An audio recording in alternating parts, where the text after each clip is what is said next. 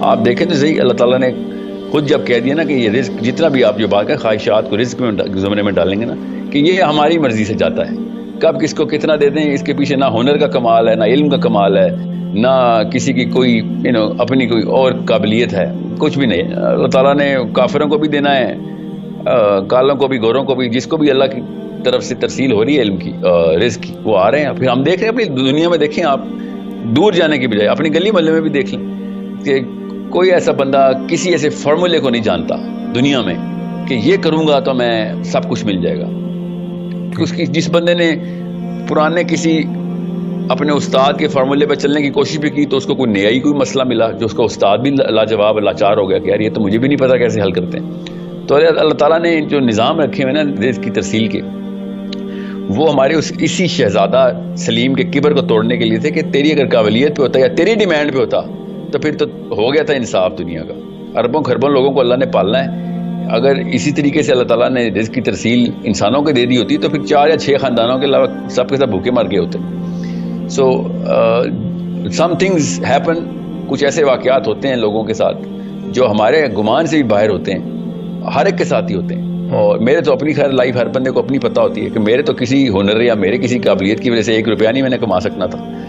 تو یہ تو جو جس موقع پہ پایا جاتا ہے وہاں پہ وہ ترسیل اللہ نے لکھی ہوتی ہے، وہ کیسے وہاں پہ پایا جاتا ہے.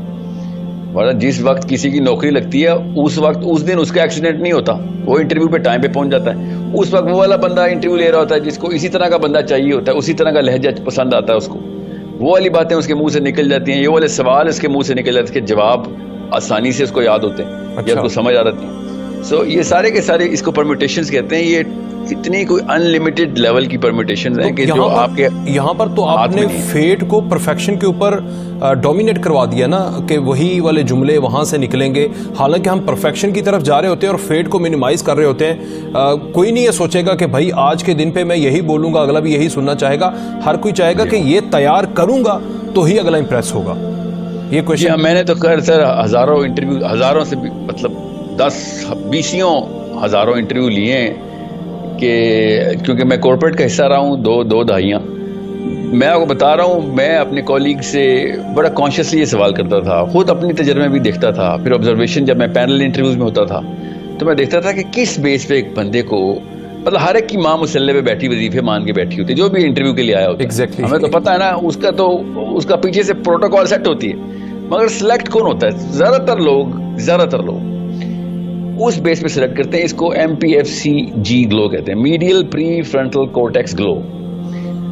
یہ ایک سائنس سمجھ گئی ہے کہ ایک ایسا ایک ٹریگر لگتا ہے کہ جس سے آپ کو بندہ پسند آ جاتا ہے.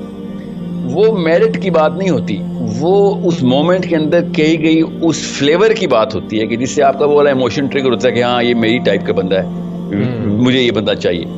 وہ کچھ بھی بات ہو سکتی ہے، ٹھیک ہے. کئی دفعہ تو اس طرح تو ہر کوئی محنت کرنا چھوڑ دے گا. جو آپ یہ بات سمجھانا کی کوشش کر رہے ہیں کہ وہ اسی پر رہے گا کہ پتہ نہیں آج ٹریگر ہوتا ہے کہ نہیں ہوتا. جی محنت تو ڈبل کرے گا نا کہ پتہ نہیں کیا کیا بولوں، کیا کیا تیار کروں گے، کچھ نہ کچھ تو ٹریگر ہو جائے. محنت تو دگنی ہی کرنی چاہیے، مگر ٹریگر اس کی مرضی سے نہیں ہوگا. بس یہ میں بتاؤں، اللہ نے یہی تو کہہ دیا کہ رزق کی ذمہ دار ہم ہی ہیں، کہ اللہ کے علاوہ نہیں. تجھے جب تک اوپر سے بٹن آن نہیں ہوگا نا، پیچھے سے اپروول نہیں آئے گا، تب تک، کیونکہ میرے کہنے سے تو نہیں کسی کو میں پسند آؤں گا نا.